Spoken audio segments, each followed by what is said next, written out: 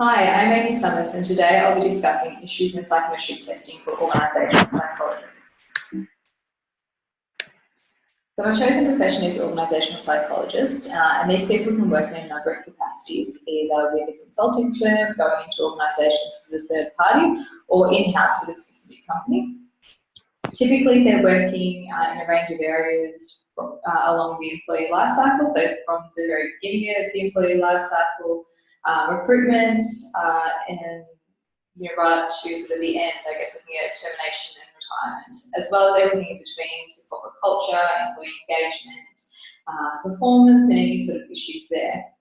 But today I'm looking at psychometric assessment specifically, so things like intelligence testing, verbal, numerical, abstract reasoning, as well as personality instruments are particularly popular in the workplace.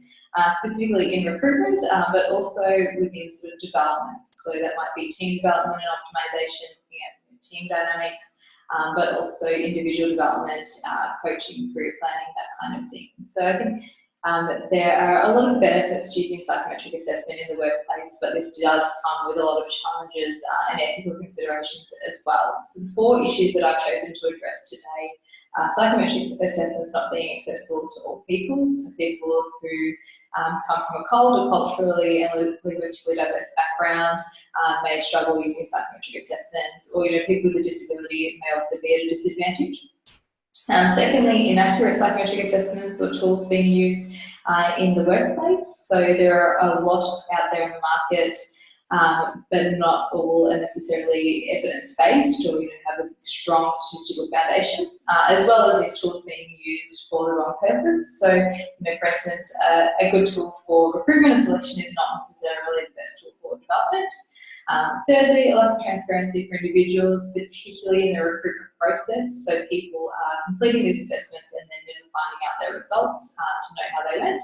And finally, the reduction of recruitment pools when we introduce psychometric assessments. So in a practical sense, it's very beneficial to have these psychometric assessments to improve the quality of our candidates and in turn our staff, but it also reduces the number of people who are actually aligning to a particular role and meeting our requirements. So to look at the first issue, the fact that psychometric assessments are not accessible to everyone. So there's been a lot of research done into this area, particularly pieces done by Freeman, McDade and Stolp in 2009, where they look into the disadvantage the candidates face for people who speak a different language or might not have English as their first language. So typically they've highlighted issues such as not understanding the instructions, not understanding colloquial language or common phrases that we use, different sayings, and therefore this affects their ability to successfully complete a psychometric assessment and to score highly. Also, people who have a different cultural background to the standardised norm group, their results also might not be positive in this case, because people from different countries and different cultures might interpret questions differently. They might have different values and different cultural norms, which leads them to respond to questions in a different way. And this really stands out against a standardised norm group, which is quite often country-based, perhaps. For the United States, where it might be sort of a Western-based norm group, so their results can look really different. And finally, the challenges faced by people who have disabilities. So, intelligence tests are quite often timed, and they require a computer, and they need to be visual in the case of numerical questions or abstract reasoning questions. So people with a visual impairment are actually prevented doing these type of questions, but also people with a physical disability or even intellectual disability might not be able to respond to these types of questions or might not score as well as other people. So how to address this issue? I think using tools, first of all, that are designed for cold applicants. So thinking about, and doing research when you're implementing a tool, are these tools simple language? Have they been used for cold applicants before? Looking at the norm groups, are they quite diverse norm groups? Are they used for cold applicants? So making sure that we're being really inclusive of everyone there. Secondly, providing support for candidates who need it. So, if people need translators, if people need support people to sit with them and help them click on particular responses or navigator system, making sure that we're really supporting these people, particularly in a recruitment process. And finally, having separate non-groups or cut-off scores for people who do have a disability, or even who do have a different English background, a different language background, to make sure that the non-groups and the cut-off scores are taking this into consideration and making sure the recruitment process is a fair one. The second issue is around inaccurate psychometric assessments being used in the workplace, or assessments being used for the wrong purpose. So there are numerous psychometric assessments available in the market. A quick Google search will show you that, but not all are necessarily evidence-based, and not necessarily all assessments and instruments have a strong statistical foundation. So Ferran and Edie et al. In 2008 and 1998 respectively have done research into different assessments and found that not all of them do have a strong validity and a strong reliability.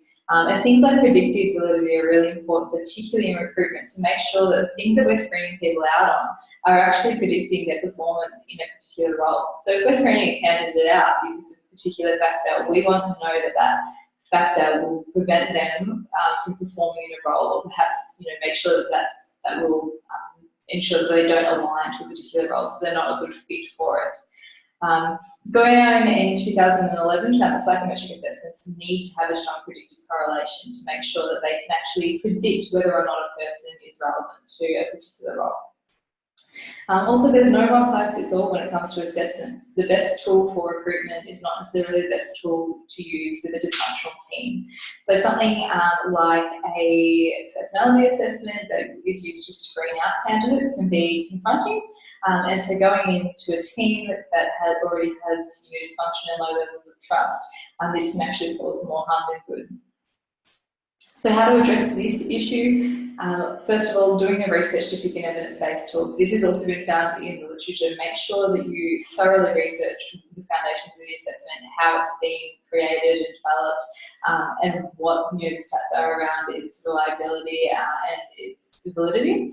Also, understanding the tools as an organisational psychologist, so you can know when to apply them. So what tool is the best to use in a recruitment and selection process, and what tool is the best to use for an individual coaching purpose, and what tool is the best to use with a team development or dynamic exercise. So I think as an organisational psychologist, really spending time doing the research and making sure you have the understanding so you know how to use these tools effectively.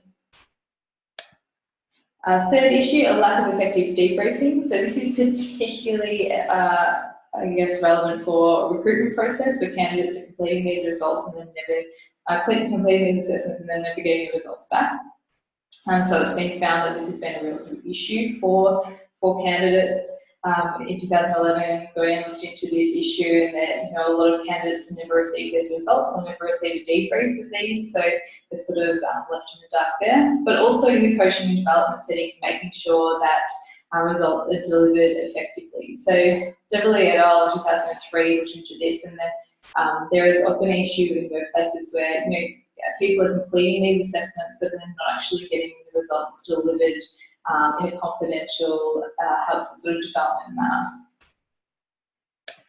So how to address this issue? First of all, offering the option for candidates to have debriefs, particularly in a recruitment process. In a practical sense, this can be a tricky one because obviously it does have a cost associated with that and someone's time to actually deliver the debriefs. So that is obviously a conversation to have as an organisational psychologist with the organisation. But also to ensure that our skills are up to date in debriefing and coaching, and make sure we have strong skills there, so we know how to deliver this information in a helpful way, not a way that's detrimental or harmful to the individual, and that they can actually develop from that. And also as an organisational psychologist, to help the organisation implement policies for what tools they should use for what situation. So you don't have the wrong tool being used for the wrong situation. So what tool are we going to use for selection and recruitment, what tool will we use for development, and so on. The final issue I'll look at is the reduction of recruitment pools. So there has been lots of literature and research to support the benefits of psychometric assessment and how they do improve the quality of staff in an organisation. So they are really helpful in that sense, but by raising the bar of psychometric assessments, we're also excluding many candidates from a recruitment process. So Tipping et al. Looked at how when we do implement psychometric assessments and stronger cut-off scores, on one hand we are improving the quality of the candidates and therefore the staff in an organisation, But on the other hand, we are reducing that pool and meaning that sometimes it's hard to recruit, it's hard to actually fill these positions. So for industries that are particularly difficult to recruit for, or organisations that are struggling to fill a role, what happens to them when they don't have enough staff simply because none of the candidates meet the criteria? So I think that's just that's a practical issue that's occurring in workplaces at the moment. So to address these, I think first of all the gradual introduction of psychometric assessments can be helpful. So starting off with particular roles or sort of slowly building them in so you can be improving the quality of your staff while also being able to recruit and keep that flow of candidates. Starting off with more lenient cut-off scores will do the same thing, so slowly improving that quality rather than just raising the bar straight away and then not having anyone to fill these roles. And finally, in terms of best practice, there's been some research done here, particularly Edinburgh in 2007, around the best way to use psychometric assessments. So having a look at your high-performing staff and looking at the qualities they are, and then using psychometric assessments to recruit against your high performance so you get more people like that who possess those sort of skills and qualities and personality traits so that you end up with a high-performing work staff in those particular roles. So while there are a number of benefits, obviously, to psychometric assessments, and they're used in a number of different ways by organisational psychologists, these are the challenges that I think that are currently being faced in workplaces and need to be addressed. There are my references. Thank you very much.